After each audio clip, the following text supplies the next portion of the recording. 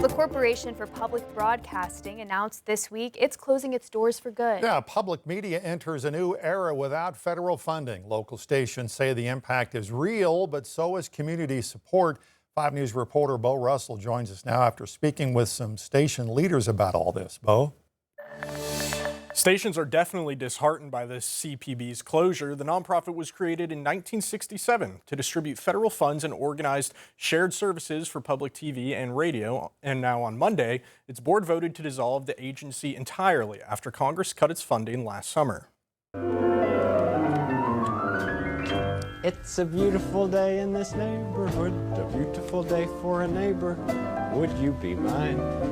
Could you be mine? The corporation that created Mr. Rogers' Neighborhood and other beloved PBS shows, the Corporation for Public Broadcasting, decided to close its doors following broader federal cuts pushed by the Trump administration. On the White House website, an executive order addressing public broadcasting posted in May of last year has this statement, calling on the CPB to cease funding for NPR and PBS. CPB leaders say dissolving the agency was preferable to remaining defunded and vulnerable to political manipulation. For local stations, the move marks a historic shift. KUF doesn't really know what life is like without the Corporation for Public Broadcasting. It's been around since the beginning of public media, and now we're in uncharted territory. Schaaf says the CPB did more than just distribute funds, it also negotiated services, like music contracts. He says the loss of federal support has already forced the Fayetteville station to rely on its community.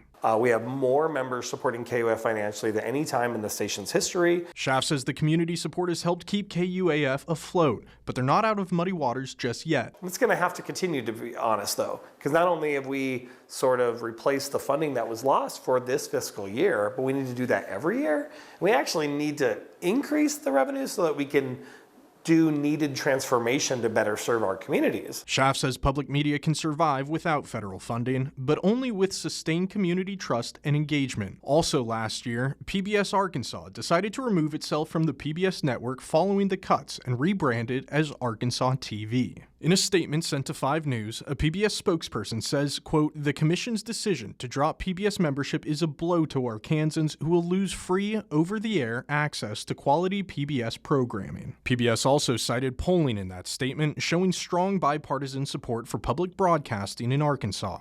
Schaaf says despite the uncertainty, public media's mission remains unchanged. Public media is more valued now more than ever. I think it's because in these times of great change, people want information that they can trust and verify. And the thing about 100% community-supported media, it has to continue to earn community support for years to come in order to stay strong.